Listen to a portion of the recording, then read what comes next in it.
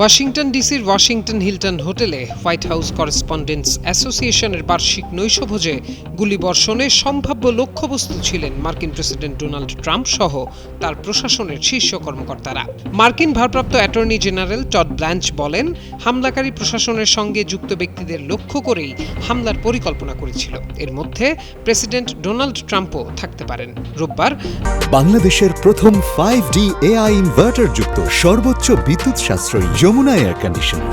রয়টার্সে প্রকাশিত এক প্রতিবেদনে বলা হয়, শনিবার ওয়াশিংটন হিলটন হোটেলে আয়োজিত অনুষ্ঠানে এক ব্যক্তি শটগান দিয়ে গুলি চালায়। এ সময় এক সিক্রেট সার্ভিস সদস্য আহত হন, তবে তিনি বুলেট প্রুফ ভেস্ট পরা থাকায় প্রাণে বেঁচে যান।